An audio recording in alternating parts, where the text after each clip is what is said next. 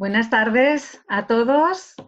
Bienvenidos a nuestra charla, una charla más organizada por la editorial Bubok, un encuentro con autores, con temas de actualidad y con todos vosotros, con todos los que todos los días nos estáis apoyando.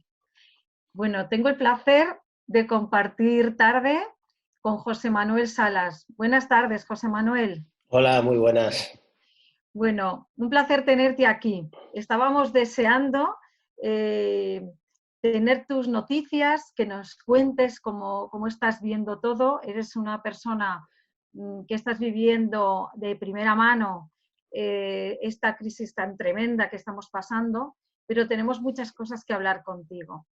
Antes de darte la palabra, quiero que nuestros espectadores tengan un poco una introducción que he cogido. Bueno, José Manuel es médico de familia, médico de urgencias, es autor de un libro que hemos publicado en la editorial Bubo que se llama Con tinta de médico, y además es autor y gestor de un blog que se titula también Con tinta de médico, que es un poco de donde ha surgido toda la esencia del libro que hemos publicado. Cuando me puse a investigar sobre José Manuel, que por supuesto ya conocíamos muchas cosas, pero antes de la entrevista me puse a investigar, encontré algo muy interesante que os quiero leer y luego ya que José Manuel nos cuente, ¿vale? Él nos decía: soy la voz de los sentimientos que a veces escondemos. Soy los ojos de los pacientes que en ocasiones no vemos. Soy una queja, un grito, un lamento, un tremendo error o un gran acierto. Soy lo que escribo. Y mis letras no se venden, no se compran y no se silencian. No escribo siempre lo que quieres oír, sino solo lo que siento.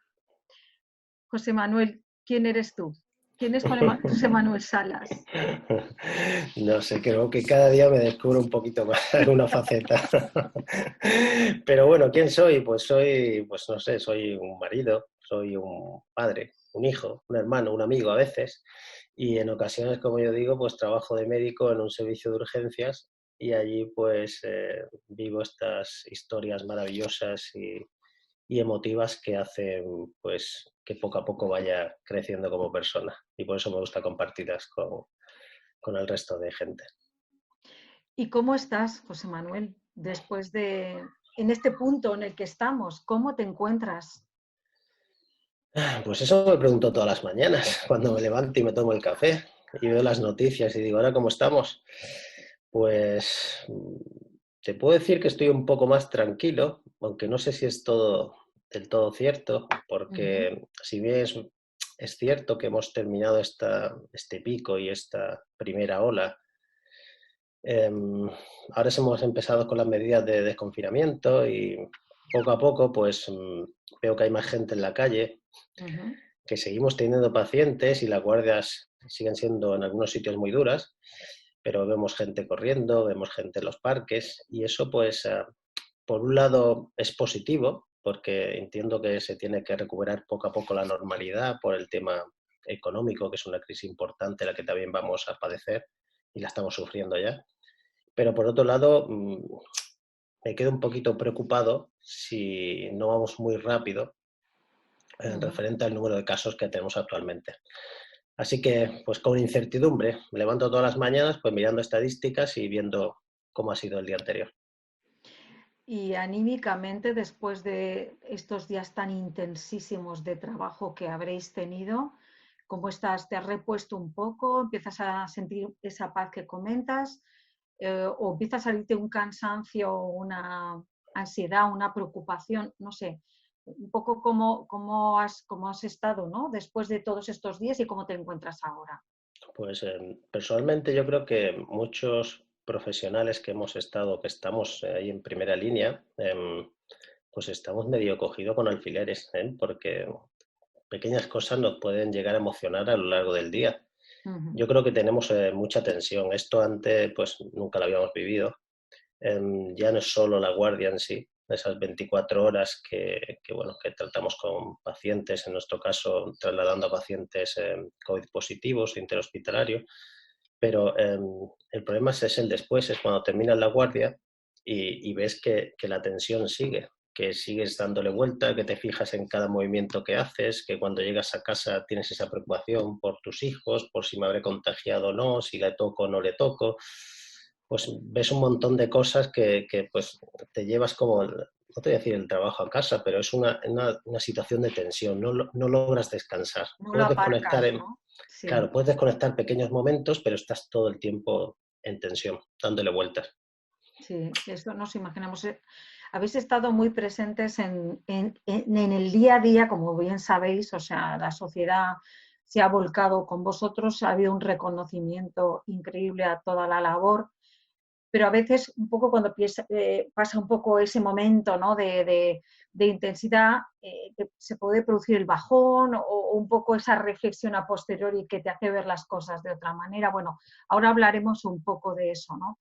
A mí me gustaría que nos cuentes un poco cuál es, como médico, antes de todo esto, cuál es tu día a día como médico de urgencias, en qué consiste tu actividad.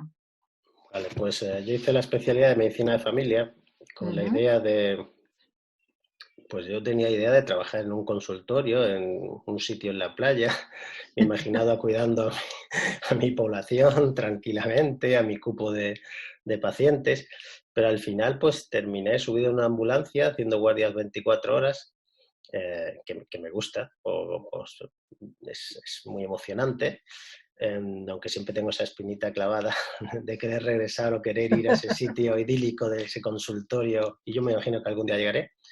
Pero mi día a día, pues antes de esta pandemia, pues era así. Soy el coordinador de un servicio de urgencias de atención primaria, hago guardias 24 horas, un servicio de urgencias de atención primaria que vemos pues de todo, desde tengo fiebre, me duele la rodilla, me está doliendo el pecho, desde Ujú. cosas más banales, urgencias pues muy banales, hasta cosas, emergencias que corren peligro la vida, por ejemplo un ictus, un infarto, un accidente de tráfico.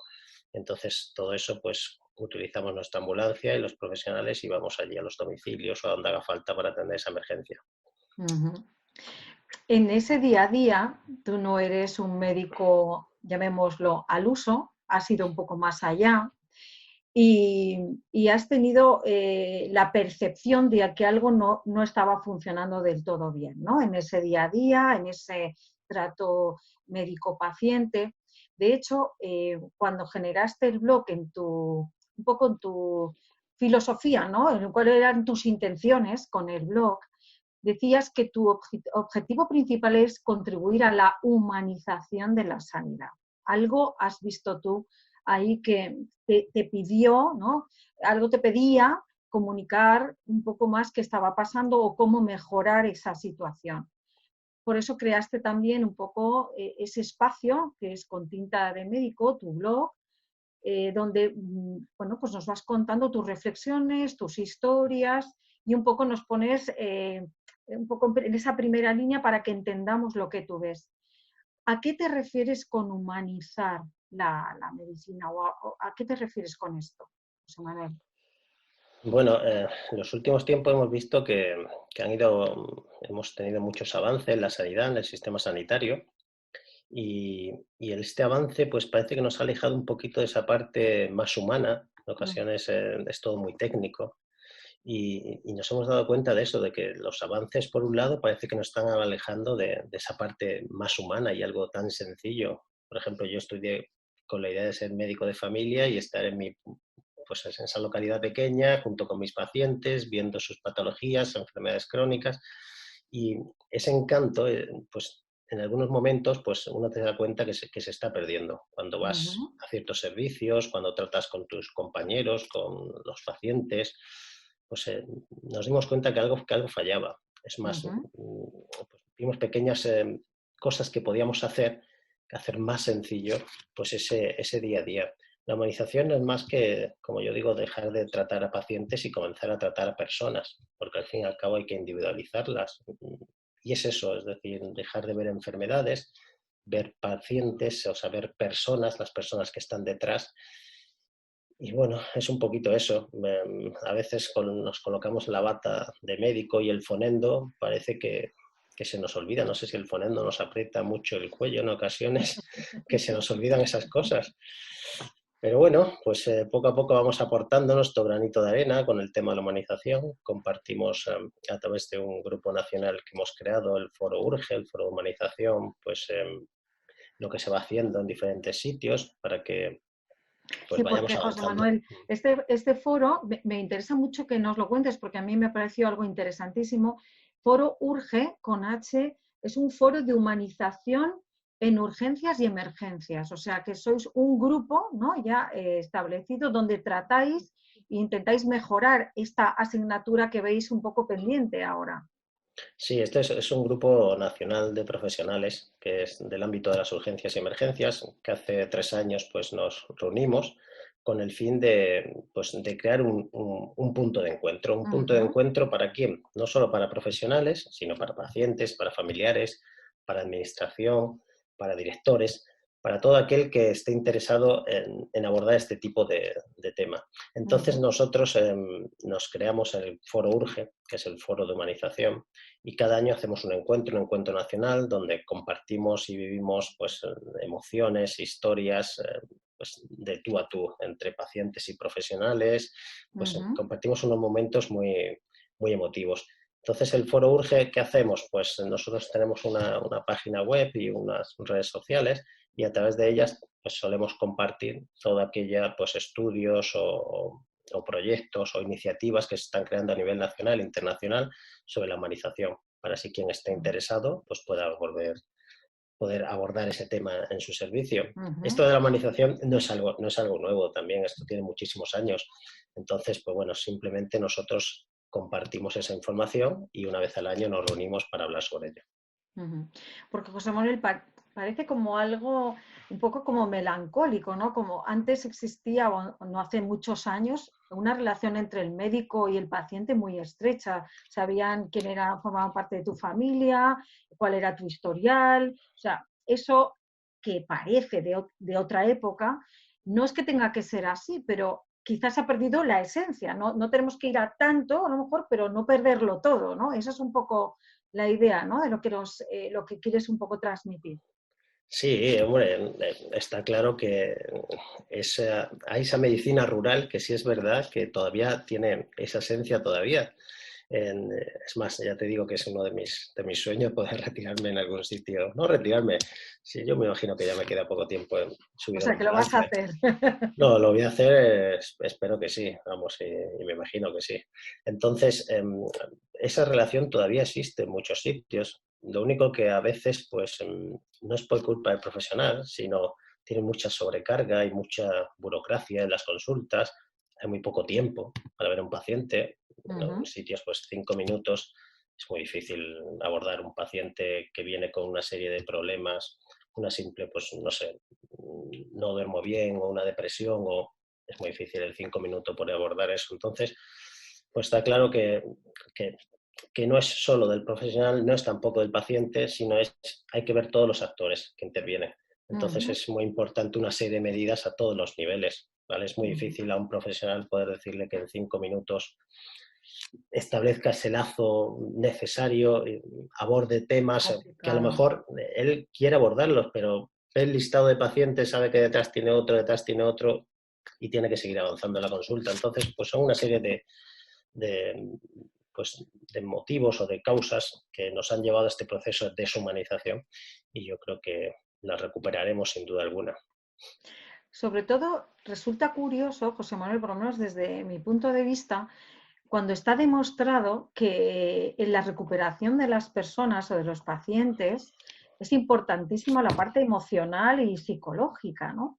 Entonces, aunque solo sea porque es casi una rama fundamental de la recuperación, que no se aborde con esa consistencia, ¿no? Que a la hora de incluso diseñar una consulta, pues se tenga, ¿no?, igual que se tiene en cuenta para los niños, pues para que los ancianos, o sea, te lo lanzo ahí porque resulta curioso, porque está demostrado, ¿no? Es así que la parte emocional es fundamental.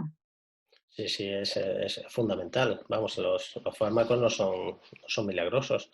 Y vamos, yo lo he dicho muchas veces. Es más, he revisado muchos tratamientos, en ocasiones pues nos sobran más 2 o 3 pastillas y es así.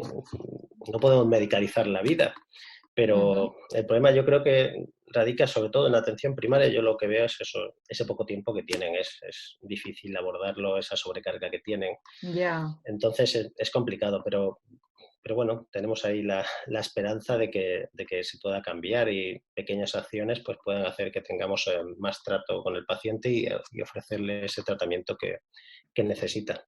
Ujú. Tú en algún momento he visto que afirmabas que la salud 2.0 es una realidad y debemos participar en ella. ¿Qué es esto de la salud 2.0, José Manuel? ¿Qué es esto? Pues esto es el buscar otra vía para acercarnos al paciente, y no solo al paciente, sino entre profesionales, salir de nuestras consultas. Cuando Mm, uno entra en el universo 2.0, y ya no hablo solo del tema redes sociales, ahora por ejemplo lo estamos viendo, es decir, con la pandemia de COVID, estamos ujú, viendo pues consultas que son telemedicina, desde interconsultas con especialidades, desde seguimientos desde atención primaria al paciente en domicilio, en sus mismas casas, con un ujú. ordenador, con un teléfono. Es decir, es salir del escritorio y conectarte con esta nueva era virtual, con el paciente y con profesionales. Sí, al final el universo 2.0 es un universo muy rico y cuando entras descubres cosas pues maravillosas. Y se pueden suplir, ¿no? A veces la falta de contacto físico. Bueno, de hecho está demostrado. Mira cómo estamos estos días, hiperconectados a todos los niveles. O sea, que cómo no en la medicina. Volviendo un poco al tema bueno, pues de esta asignatura pendiente, que es un poco la medicina humanitaria, ¿no existe en la carrera una asignatura que trate esto? Y en este foro que habéis creado, ¿se está trabajando este tema para incorporarlo a lo mejor a nivel educativo y luego ya, por supuesto, a nivel más profesional? Pues una materia como tal de humanización no existe. Yo, la verdad es que hace unos años pensaba que era necesario incorporar pues una materia de humanización, porque claro, vi el problema, digo, estamos deshumanizados, vamos a intentar pues buscar la solución. La solución es entrar en la universidad Ujú. y enseñar la humanización. Lo único que me di cuenta que no podía ser una materia, porque una materia al final la pruebas en 3, en 6 meses o en X tiempo, y yo creo que debía ser algo más transversal, algo que estuviera metido de una manera u otra en todas las materias, en las prácticas, Mm, en la misma enseñanza. No es que ahora me toca humanización y luego me toca cardiología, ya, y ya. el de cardiología, pues aparte de explicarme muy bien, me trata de tal manera, es decir, que hay que meterlo de una manera transversal. Y si no lo podemos meter en la universidad, pues ahora mismo también hay mucha formación de posgrado y cursos sobre humanización. Pero bueno, yo al final digo que quien busca un curso de eso seguramente es que no le hace falta. El Es problema son verdad. aquellos que no lo buscan. Que ni siquiera se lo plantean, ¿no? Que ni Claro, siquiera se lo plantean. claro. Al fin y al cabo, cuando llegas a dar un curso de eso, pues ves si, o sea, pues si todo el mundo, quieras o no, pues hay gente que se ha enfocado más a la comunicación, otra a la gestión emocional, hay gente, el duelo, y tú ves gente, pues bueno, que quieren seguir avanzando, pero ya tienen una base importante. Entonces, realmente los que había que enfocarnos son nosotros, en ese colectivo que por X motivos pues abandonar un poquito esta senda de la humanización y buscar la manera de recuperarlos. Ujú. Porque, por ejemplo, psicología del paciente, por ejemplo, algo así no tenéis, o psicología, es una materia de psicología general, ¿no? Sí, ¿Cómo es eso? hombre, psicología del paciente no como tal, ¿vale? Pero sí es verdad que tenemos materias en la carrera que están relacionadas, pero Ujú. todas la abordan de una manera pues puntual, o no hay nada que te aborde realmente la humanización o la historia de la humanización o cómo empieza. Sí que en diferentes materias lo puedes abordar, por ejemplo, el tema de la comunicación, pero yo creo y sigo pensando que tendría que ser algo transversal en la universidad. Pero es todo muy complejo porque eh, pues desde la misma lección de la carrera de medicina, tú ya a ponerla que sea una carrera con un perfil específico, lo único que Mm, puntúas pues no son ningún tipo de valor, sino realmente es una nota. Y tú puedes ser buenísimo y sacar un 9,99 y luego pues pues no haber visto mundo, o no haber tenido relaciones con los demás, o estar todo el día ahí encerrado estudiando y luego vas a ser seguramente un erudito en tu materia, pero te va a faltar ese algo. Y ese algo, a lo mejor, pues hay que ofrecerlo durante la carrera en algún momento, o como yo digo, de manera transversal, las mismas prácticas. Nosotros, por ejemplo, hacemos práctica con alumnos de reanimación cardiopulmonar y en esa práctica no solo hacemos lo que son las maniobras de RCP, como colocar los brazos, Sí. las manos, el monitor, los fármacos que utilizas, sino también valoramos otro tipo de actitudes, hacemos clases de simulación, donde alguien se pone en la piel del familiar, donde alguien tiene que dar una noticia, no solo el que está haciendo la RCP, sino después de 40 minutos vamos a decir, mira, vale, lo habéis hecho muy bien, pero ha fallecido. Pero la práctica no termina aquí. Ahora es cuando empieza realmente porque le tienes que dar esa noticia a ese familiar que está allá afuera. Y cambiamos los roles. Entonces, eso, pues, es importante también hacerlo. Y se puede hacer, como digo, de manera transversal.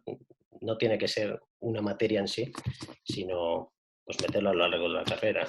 Sí, es algo que es más complicado, ¿no? Mucho más profundo que una simple asignatura, ¿no? Tú, en todas las historias que cuentas en tu blog y que nos vas un poco compartiendo, lo tratas todo a veces en clave de humor y a veces con una carga reivindicativa, ¿no? Un poco de queja, de intentar mejorar y cambiar las cosas. Ese doble tono tuvo un origen, me imagino. ¿Por qué o cuál fue el detonante para que tú empezases a escribir en tu blog, para que creases este blog? ¿Hubo algo que ocurrió que dijiste, tengo que ponerme con esto o simplemente surgió? Pues no, efectivamente, sí hay algo siempre detrás de cada historia como una especie de origen, ¿no? En el caso del blog, pues fue una gestión emocional, es decir, yo necesitaba en algún momento, pues tenía una sobrecarga emocional muy importante, eso que vas a un domicilio y ves cosas pues que no están bien, el paciente pues te cuenta cosas que tú dices, pues es que Terribles. no puedo echarle una mano de ninguna manera, es que pues, desde el trato, bueno, pues una serie de cosas y al fin y al cabo pues necesitaba sacarlas y escribir las historias pues es una manera de gestionar mis propias emociones. Entonces yo al escribir una historia comparto lo que siento y una vez que la comparto ya no es mía, sino que es de todo el mundo. Es como, mira, ahí va. Ahí Apañaros va. con esto, que esto es lo que he vivido. Entonces es un poquito eso, es una manera de gestionar las emociones. También tengo que decir que las historias, no la mayoría de las historias suelen ser historias que creo a partir de algún momento. Es decir, que no son historias tal cual, sino que veo, yo qué sé, pues, pues un paciente X con Alzheimer o una fotografía cuando entro o veo una escena y a partir de ahí luego pues me suelo recrear una historia que eso, como digo, me ayuda a gestionar las emociones. Casi todas las historias tienen algún objetivo, hay que descubrirlo. Qué bueno, es una vía de escape y por otra parte compartirlo es una mejora también para todos, ¿eh? Eso ya te lo digo. Volviendo un poco al tema, a la situación en la que estamos, José Manuel, ¿cómo has vivido esta crisis? O sea, ya te he hecho esa pregunta al principio, pero ¿cómo te has sentido? ¿Qué sensaciones has tenido en todo este tiempo? Y sigues teniendo, claro. Pues esta crisis llegó como un huracán y volvemos con las emociones, un huracán emocional, un huracán entre comillas inesperado, porque aunque mirabas de reojo y veías lo que estaba pasando en otros países, pues también veíamos que aquí pues estamos un poquito a la expectativa. No sé si pues, la información o no sé, pero bueno, da esa sensación de que tardamos a lo mejor un poquito en reaccionar. Entonces, cuando llegamos, pues bueno, pues una patología que desconocemos, una patología que se va actualizando cada día, que cada día tenemos más información de cómo evoluciona, al principio de qué tratamientos se utilizaban, luego el porqué Sí. pues de esa agresividad, no sé, nos ha generado mucha incertidumbre porque pues todo es nuevo, si tienes inmunidad, no tienes inmunidad, si contagias cuando estás con síntomas o antes de eso. Es decir, ha sido enfrentarnos a una enfermedad que no conocíamos. y una enfermedad que veíamos que se contagiaba pues muy fácil. Lo hemos visto entre profesionales, no sé si estamos ya cerca de 30.000 profesionales que nos hemos contagiado.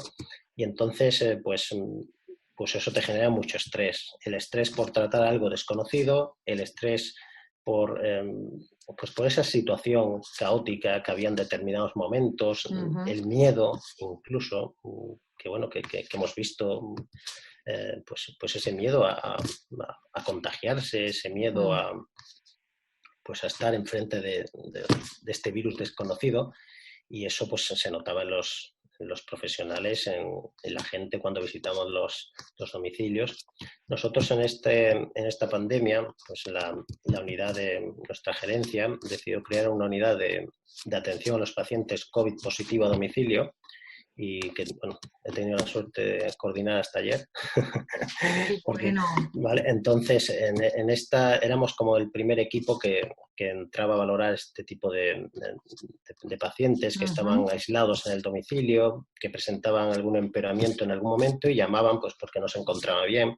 Entonces, claro, nosotros nos teníamos que vestir, llevamos nuestras mascarillas, nuestros trajes, y como yo digo, entrar ahí sí a un domicilio, pues los primeros días pues la gente estaba pues asustadísima cuando te veían llegar, los mismos vecinos cuando te veían cambiarte en la calle, pues te miraban qué está pasando aquí. Es más, cuando tú tocabas la puerta y te veían así, pues bueno, casi que decía, ¿qué está pasando? ¿No? Es decir, yo no me encuentro tan mal en ocasiones, entonces había ese temor que lo veías pues lo seguimos viendo en muchos domicilios, cuando atendemos a los pacientes o cuando tenemos que trasladar a alguien.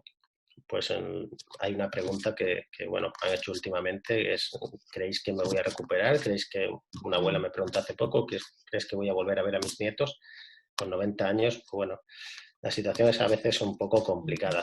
Entonces siempre está esa tensión y a pesar de que hemos empezado esta desescalada, pues la tensión la seguimos teniendo, porque seguimos viendo pacientes en las guardias, aunque a lo mejor la gente pues no ve ahora mismo y haces tu deporte y demás, y tienes tu día a día, pues vale que estás, que si nos van a poner aquí una mampara en el bar, nos van a poner esto, que vale que está bien, pero claro, cuando tú ves pacientes con la patología, que se están con esa fatiga y demás, pues bueno, pues ya tienes el gusanillo detrás de la oreja y dice, ojo, que aunque hayan descendido el número de casos, vamos a tomarnos esto con un poquito de calma, porque hay que estar muy atento a las cifras, porque al fin y al cabo es eso. Hemos tenido en este tiempo mucho estrés, y un estrés pues permanente, como decía al principio, ya no es solo tu guardia, sino cuando te quitas el EPI, que es el equipo de protección individual, convives con tus compañeros, te tomas un café, estás en la sala de estar, ya te tienes que fijar muy bien qué habrá tocado, no habrá tocado, me tengo que lavar, volver, que si me pica el ojo me tengo que lavar las manos, qué angustia, ¿no? Es todo el tiempo así. Entonces, y llegas a casa y es igual. Te llega el pequeño, te estornuda y ya está, dices, vaya. Así que es una tensión constante. Entonces, esa tensión, pues bueno, pues una manera de gestionar puede ser escribir, una manera de gestionar es hacer deporte, una manera de gestionar es hablarlo, es compartirlo, es emocionarte, es cantar, es bailar, pero bueno, la verdad es que tenemos mucha sobrecarga emocional, y yo creo que eso se va a ver seguro. Es decir, cuando pase esto, pues yo me imagino que muchos de nosotros tenemos que estar visitando al psicólogo y un eso te iba a preguntar. Porque... Sí, o sea, la salida, ¿no? El cómo volvemos a esa normalidad. Yo misma, o sea, nos llevamos mucho tiempo metidos en casa. Al principio es el estrés de no poderte mover. Ahora te adaptas a incluso te cuesta salir, tienes miedo a salir, a contactar con los demás. La verdad es que para todos está siendo algo absolutamente impensable, ¿no? Y tampoco sabemos cómo gestionarlo. Pero para ti como profesional, José Manuel, ¿qué aprendizaje como médico os lleváis de esto? O sea, es decir, después de haber hecho todo esto, hemos conseguido una gestión de tal, o hemos conseguido organizar en tiempo real. O sea, ¿qué te llevas en claro después de haber pasado lo peor, ¿no? Como profesional? ¿Qué avance se ha producido? ¿Qué avance? Pues el descubrimiento de que, ¿sabes? Hombre, yo sé que después de esto está claro que el mundo ha cambiado, Es decir, en unos días lo que parecía impensable, lo que uno veía en las noticias, veía gente con mascarilla, que exagerados o cualquier cosa de esta, Sí. ya ahora te la encuentras ahora cuando vas a cualquier supermercado, en la calle, en cualquier sitio, Mm. en el autobús, en el metro. Entonces, pues todo ha cambiado y el mundo pues te hace apreciar esas pequeñas cosas que a veces nos olvidamos. Como yo digo en ocasiones, pues ese tomar un café con los amigos, una cerveza, pues pequeñas cosas que tampoco son, ya no hablo de tener un coche, tener pues, X cosas Ujú. materiales, sino al final el trato humano, pues compartir un cumpleaños, como por ejemplo el cumpleaños de mi hija Lola, que cumplió un año, su primer añito, y lo hicimos aquí entre los cuatro, pues nada, en casa, pero es decir, que falta esa relación humana, que está bien el teléfono y demás, pero al final nosotros, por lo menos, creo que en España somos muy de abrazarnos, de tocarnos. Muchísimo, Entonces nos muchísimo. cuesta un montón. Yo ahora me cuesta, por ejemplo, he visto un compañero que ha estado de baja un tiempo y me dan ganas de abrazarlo, pero por otro lado no quería. Pues, Es entonces, extraño, sí. esas sensaciones de quiero, no quiero, y bueno, pues es manejar la incertidumbre. Al final, nosotros, por ejemplo, como médico de familia, siempre estamos acostumbrados a vivir en incertidumbre en muchas cosas, sobre todo los que trabajamos en urgencias prehospitalarias, porque no disponemos de tantos medios como un hospital y a veces nos toca valorar a pacientes y dependiendo de la clínica Ujú, y demás, pues decidir el tratamiento o un traslado. Entonces estamos acostumbrados en parte a manejar esa incertidumbre y los que ujú. trabajamos en urgencia pues estamos acostumbrados también a gestionar las crisis y hacemos cursos de gestión emocional o de incidente de múltiples víctimas, que ahí pues en teoría nos vamos preparando para esto. Pero esta pandemia, como digo, nos ha desbordado completamente, ya no solo la parte científica, sino la parte emocional, como digo. Bueno, paso a paso, hay que seguir avanzando, hay que seguir preparándonos, hay que entender que esto, que hoy puede ser el COVID y mañana puede ser otro tipo de virus, y hay que estar preparados, y tenemos que estar preparados, y tenemos Mm. que cuidar de una manera el profesional, con formación, teniéndolo pues actualizado en protocolos, ya hay que prepararse de otra manera, ¿vale? Entonces, no solo ya nos interesa nuestro día a día, los infartos, los ictus que vamos a seguir teniendo seguro, pero hay que prepararnos para este tipo de pandemias Ujú. que cada X tiempos me imagino que surgirán.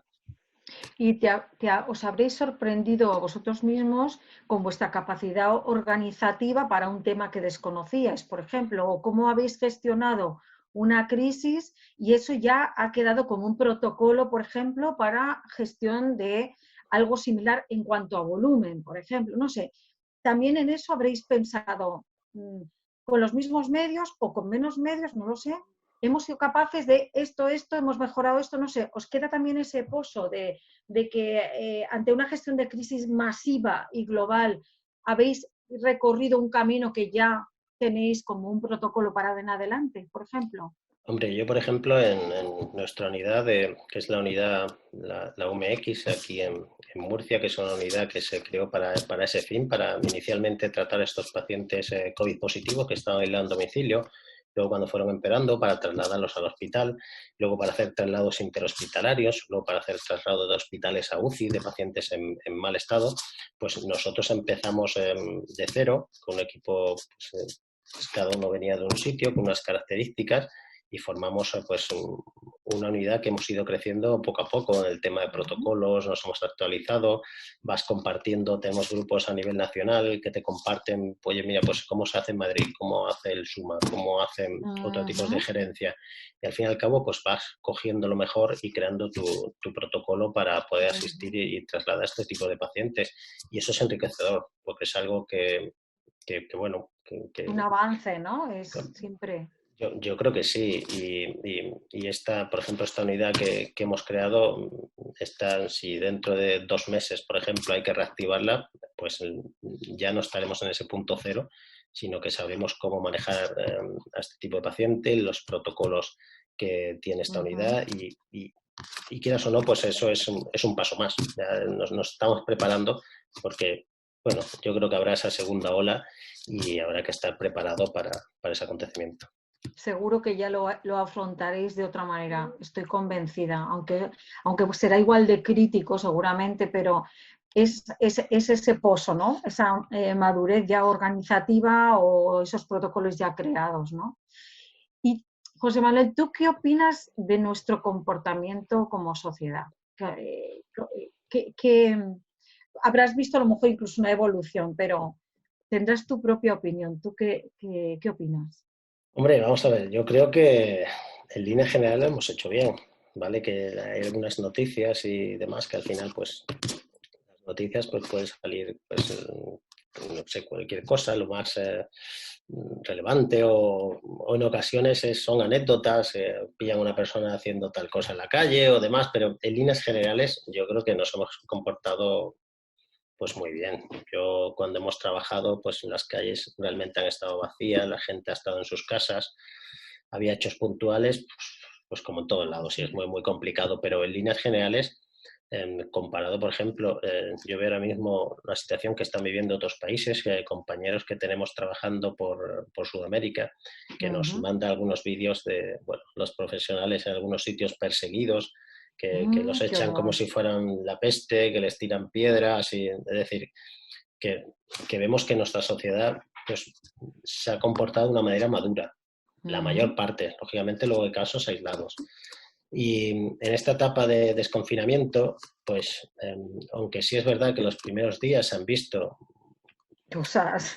pues que todo el mundo tenía ganas de salir y al fin y al cabo es que es lógico, es comprensible, ya es 40 días o X tiempo con los niños y demás y los Mm. niños quieren salir y al final te encuentras a alguien y te relajas. Yo creo que dentro de lo que cabe, pues es lógico que pueda pasar eso, ¿vale? Que de ahí aprendamos y digamos, oye, que esto no ha pasado, que aunque estemos empezando a salir, sigue habiendo pacientes en los hospitales. Hoy me parece que acabo de leer el dato aquí en Murcia que ha aumentado X el número de contagios, es decir, Ujú.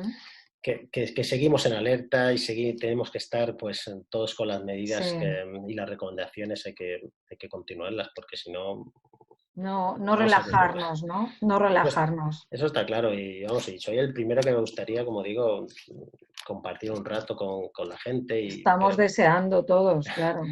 Vamos pero deseando. todo llegará Sí, y hay que tenerlo presente eso. y que el sacrificio ha sido muy alto para todos, con lo cual aguantemos un poco, ¿no? Ese a lo mejor puede ser el mensaje, no lo echemos todo por tierra, no lo tiremos todo por tierra, ¿no? Llegar a este punto no ha sido fácil, no ha sido Mm. fácil y bueno, tenemos ahí pues un número X de víctimas y no Mm. es un número bajo.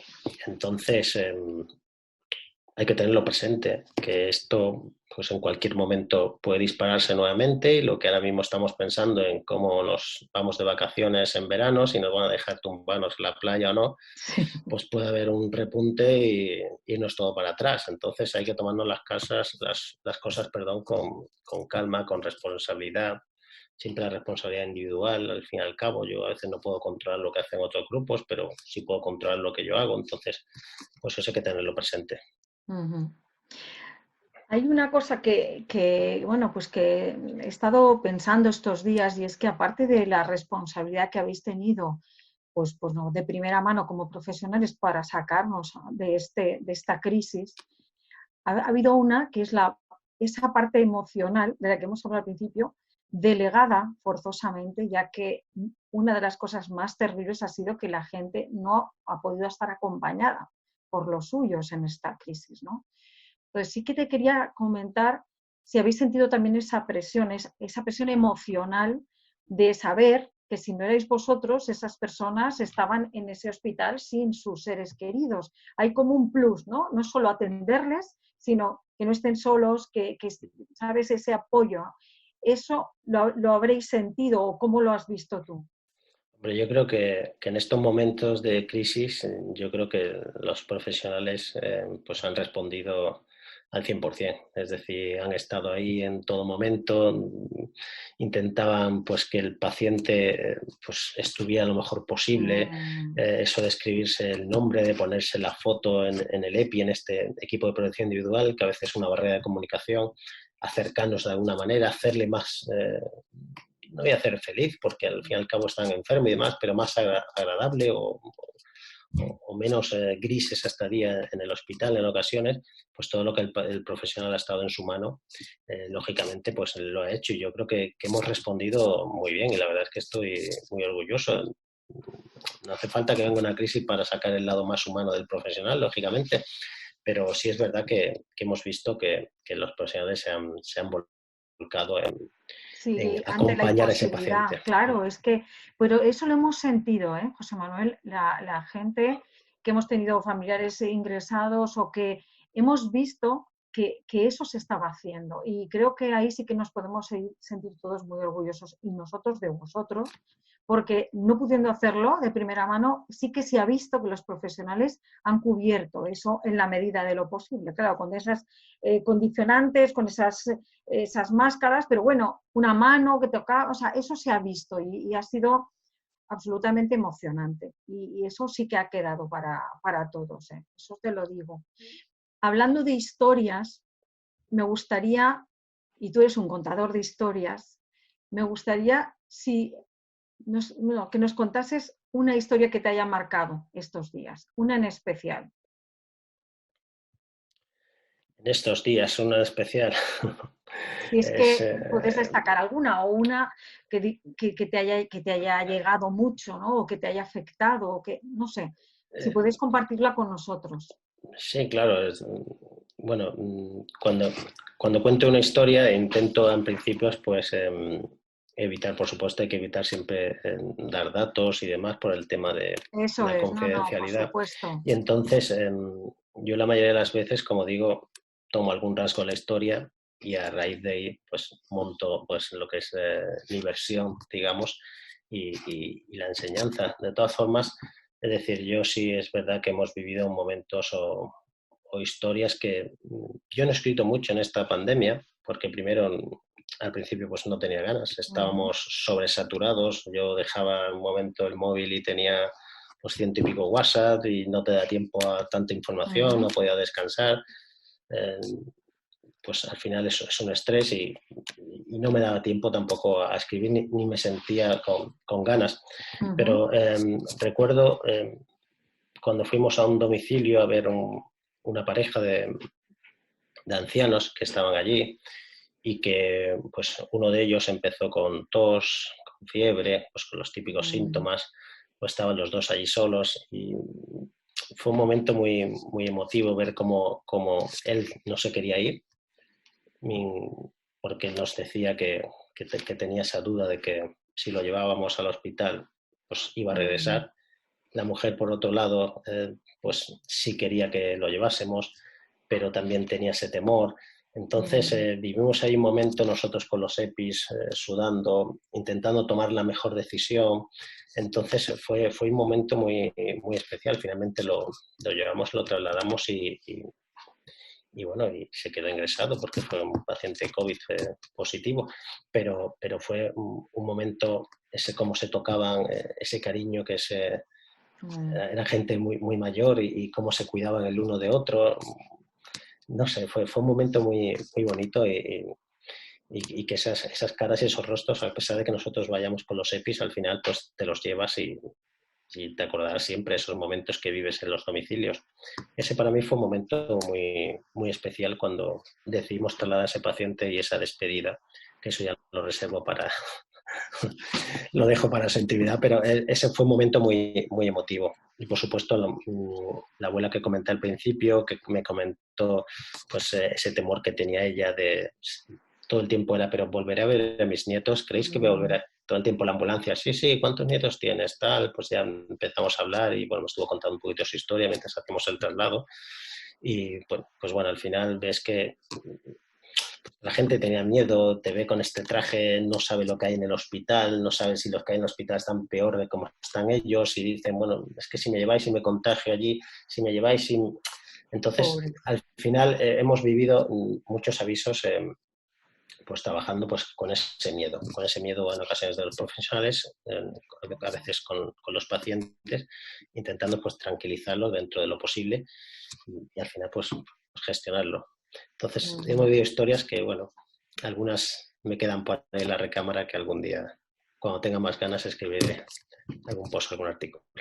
Es que además, José Manuel, especialmente la gente mayor ha sido, primero porque eran un grupo de riesgo, yo creo que era casi el de más riesgo, pero han pasado mucho miedo y muchos se han ido, muchos se han ido. Entonces, también esto da mucho que pensar, ¿no? Hemos perdido una parte también como sociedad de nuestro pasado, de lo que somos, pero también un poco cómo ha sido, o cómo ha sido un poco el comportamiento hacia los mayores, ¿no? Y luego, cuando a toro pasado hagamos un análisis de todo esto, las residencias de ancianos, son temas muy duros, muy graves, y eso también te lo lanzo a ti. Creo que como sociedad, eh, un rendido homenaje a nuestros mayores debería empezar por un cuidado, ¿no?, de nuestros mayores o de una especial atención hacia nuestros mayores. No sé qué opinas. Sí, vamos, opino exactamente lo mismo que tú en ese sentido. Es más, hace poco escribí un post, pero no lo publiqué, que hablaba precisamente de eso, de las residencias. Lo que pasa es que lo tengo un poquito ahí en la recámara, no ha pasado el filtro. Yo suelo tener un filtro que es mi mujer Carolina, que es cuando escribo algo, pues se lo enseño. Y a veces me dice, no, no, esto no lo publiques porque te puede caer. Entonces, hay posts que no los publico, los dejo ahí reposando. Algunos luego pues, modifico algunas frases, cambio algunas cosas y los publico.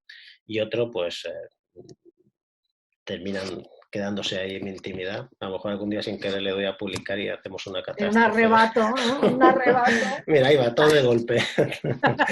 Pero el post en la residencia sí es un tema que, bueno, yo como médico de familia, pues, bueno, los ancianos pues son parte de mi debilidad en ese sentido y está claro que era la población más vulnerable, los ancianos, los que había que proteger pues, Por con encima todas de todo. nuestras fuerzas, con todo nuestro apoyo, con medidas desde el primer momento, sin vacilar, buscando ayuda si es que no la teníamos, desde las mismas residencias, tenían que comunicar sus deficiencias.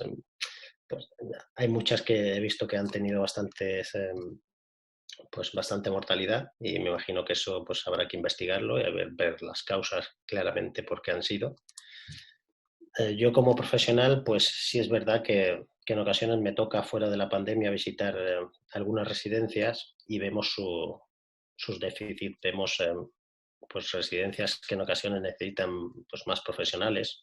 Ujú. Los auxiliares a veces no llegan para poder atender las mejores condiciones a todos los pacientes, aunque sí son gente que tiene una vocación tremenda los que están allí, si no es que no podrían aguantar, pero sí es verdad que el ratio profesional con usuario, pues en algunas no es el adecuado. Es más, yo creo que en todas, sobre todo la mayoría que tienen usuarios con múltiples patologías crónicas, pues complejas, pues tendrían que tener un enfermero 24 horas, porque solucionarían Mm, muchas cosas, muchos avisos, muchos traslados innecesarios. mm. Hay algunos déficits que hay que controlarlos, está claro, y que hay que replantearse pues, la mejor manera de gestionar las residencias. Pues que hay muchos. Vamos, esto Mm. no es de ahora, lo único que pues ahora con la gran mortalidad Se que ha ha habido en las puesto el foco, residencias, ¿no? Claro. habrá que replantearnos un poco el funcionamiento de muchas de ellas. Ujú. Sí, sí, sí. La verdad que en eso ha dado mucho que pensar. De hecho, creo que seguirá. O sea, esto es un tema que ha dejado ahí huella. Pero bueno, yo que intento también un poco ser optimista, ¿no? Y también, bueno, en esta situación que hemos vivido, un poco que hablemos de futuro, ¿no? Después de todo esto, ¿qué cosas crees que debemos mejorar? O sea, ya no solo en los cuidados, ¿no?, en la profilaxis, sino en adelante cambiaremos, ya no vamos a ser los mismos. ¿Qué mejoras, qué tenemos que hacer en adelante para estar más sanos o procurar no contagiarnos o tener determinadas costumbres o hábitos que nos permitan, no volver a recaer en eso? Porque hay cosas en las que vamos a mejorar mucho. Vamos a ver, vivir hay que seguir viviendo, está claro. Es decir, al final pues vida solo hay una, o por lo menos de momento es lo que sabemos. Entonces, pues hay que vivirlo de la mejor manera posible, intentar ser feliz en todo momento, no vivir con miedo, que es lo que estoy viendo, por ejemplo, mi hijo pequeño, bueno, uno de mis hijos, Nacho, que tiene 7 años, y lo veo que ahora está pues con miedo en todo el tiempo, me está diciendo, si estornuda alguien, oye, no sé qué, tápate, no sé qué, a su hermano pequeño, a otro, tal, lo veo ya estresado. Digo, hay que aprender a vivir esta época que nos ha tocado, este momento. Pero bueno, al fin y al cabo lo que hay que es simplemente pues cambiar el chip. Lo que antes hacíamos, pues ahora lo tenemos que hacer de otra manera, sencillamente, pero tenemos que seguir teniendo contacto con la gente, tenemos que seguir buscando la manera de pues no perder ese lado, Esa pues, ese lado, esencia. esa esencia nuestra, ese lado humano que es Mm. pues el lado de la relación, de la comunicación, del afecto, pues es fundamental. Y yo creo que nos hemos dado cuenta que es que era necesario, que si antes te gustaba encerrarte a ver Netflix o bueno, cualquier otro canal de esto, pues ahora lo que quieres es ir a visitar a tal persona que no ves hace tiempo, darle un abrazo a tus padres, es Sí, decir, sí. pues es eso. Entonces, pues no hay que perderlo. Es decir, hay que intentar Ujú. que nuestro día a día, pues al final no nos haga olvidar esas pequeñas cosas que nos hacen feliz y las vamos a tener que seguir haciendo, pero pues de otra manera, pues siguiendo una serie de recomendaciones o por lo menos hasta que consigamos una vacuna y consigamos pues mantener a raya este COVID-19, pero mañana a lo mejor puede ser otro y al fin y al cabo pues Sí, tenemos que seguir viviendo pues de la mejor manera posible, sin perder nuestra esencia, porque es lo más importante. sí, estoy de acuerdo, José Manuel. Y luego lo que sí tengo claro es que nos tienen que cuidar más a los profesionales, eso lo tengo clarísimo. Claro que Entonces, sí. es importante cambiar la manera de gestionar también a las personas, que en ocasiones nos olvidamos pues que son personas, ¿vale? No somos números, no somos cifras. Entonces, somos personas que tenemos miedos, que tenemos días malos, que tenemos días buenos, que tenemos sentimientos, que tenemos estrés, que tenemos... Entonces, hay que cuidar de las personas que son los profesionales y al fin y al cabo pues bueno, hay que implementar una serie de medidas para que Ujú. todo vaya mejor. Ajá. Aquí hay una pregunta que hace Jackie Granero, dice, humanizar, volviendo al tema de la humanización, humanizar, ¿se hace o se nace? Porque siento que se desarrolla justo sintiéndola, pero ¿cómo estudiar lo que se siente? Claro, es como lo que tú decías, ¿no? Que es algo que es difícil que sea una asignatura, ¿no? ¿Cómo lo ves? Pues nosotros vemos que hay gente que sin duda alguna tiene esas habilidades innatas. Eso está claro. Es decir, ves gente que pues es profesional cercano, ese enfermero, esa enfermera cercana, ese médico, ese auxiliar, ese celador, pues tú ves con habilidades pues tremendas, desde la comunicación, desde la gestión emocional, Ujú. pues muchas cosas y tú lo notas en ese tipo de habilidades, de la empatía, de saber pues estar en el momento indicado y hay gente que nace con esas habilidades. Y hay otras personas pues que tienen que desarrollarlas. Si no es más, es decir, al igual que en la facultad pues enseñamos a interpretar pues, una radiografía, a hablar sobre la fisiopatología de una enfermedad, pues tenemos también que buscar la manera de formar a nuestros profesionales de esa manera transversal para que vayan adquiriendo esas habilidades para no olvidarse ese lado más humano. ¿Se nace? Pues sí, hay gente que tiene habilidades innatas, igual que hay gente que corre muy rápido y gente que le das una pelota y con 4 o 5 años pues te hace chulerías con el balón, pero hay otros pues que tienen que aprenderlo. A lo mejor no Ujú. llegarán a ser un Messi o un Cristiano Ronaldo, pero tenemos que tener un mínimo. Ujú. Luego Leticia, bueno, nos dice gracias por esta sesión, gracias a ti Leticia por acompañarnos y te pregunta, ¿qué indicadores crees, José Manuel, serían los más significativos a la hora de abordar la humanización en el sistema sanitario? Muchísimas Bueno, gracias.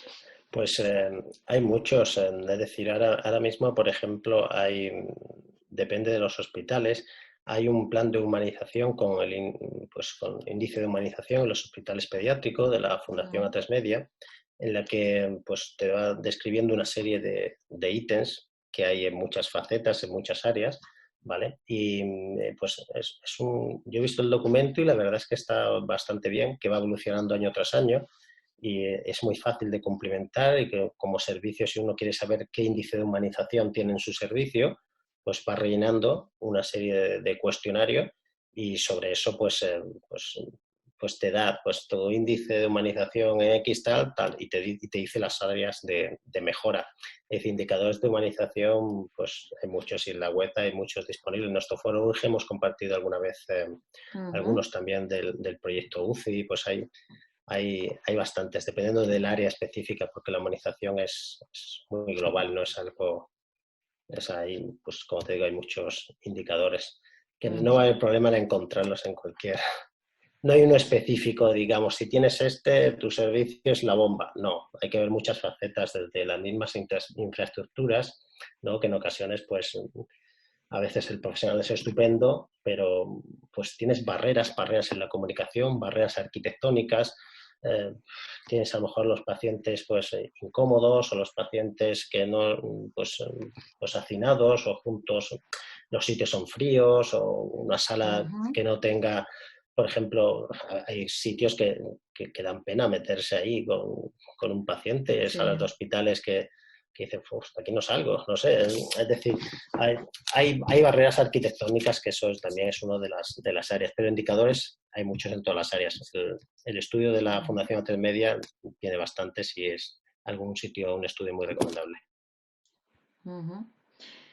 Bueno, yo creo que preguntas no hay más. Yo sí quería comentarte, José Manuel, es que si esto también ha servido para una reconexión con los sanitarios de nuevo. Sabes que hay veces que hay situaciones que hacen que te vuelvas a conectar con determinados servicios, llamémoslos sociales, ¿no? Ya sea, en este caso, los médicos, luego hay reconocimientos también a otros sectores.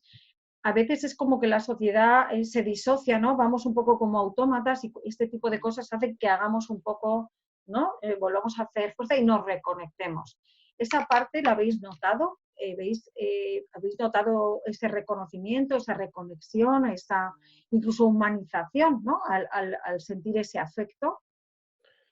Sí, sí, lo hemos notado, es decir, está claro que ha habido gestos de agradecimiento y bueno, los mismos pacientes cuando acudías a verlos, a tratarlos, desde los balcones, que te aplaudían no solo ya a las 8, sino pues esporádicamente, espontáneamente, te aplaudían y pues incluso nosotros, por ejemplo, en el sitio donde estábamos, venía una niña a darnos magdalenas, a darnos bizcochos todo el tiempo, se emocionaba. Bueno. O sea, son gestos muy, muy, muy bonitos. Ahora que dure, pues bueno, también tenemos la memoria muy frágil. Al final vivimos en una sociedad que tenemos estímulos por todo lado y cuando esto pase, pues al fin y al cabo esto pasará y nos olvidaremos y iremos a otra cosa y estaremos con los mismos problemas de siempre y buscando. Esto suele pasar. Sí, yo creo que pasará, porque al final pasa y al final es un mecanismo de defensa que tenemos para pasar página y vale, pues esto ya ha pasado, pues muy bien, lo hicisteis bien, pero ahora tenemos otros problemas, hay que llegar a fin de mes, hay que llevar a esto, las empresas, la crisis económica que se viene y al final pues está claro que se vuelven a otro tipo de tensiones y bueno, pues te desligas un poco, ¿no? de ese contacto. Bueno, pues yo lo que me gustaría, José Manuel, después de esta charla, que ha sido de verdad especial, me gustaría que nos dejes tu mensaje. Después de haber charlado de estos días, que nos dejes algo con lo que quedarnos después de esta charla. Tu mensaje. Mi mensaje después de esta charla.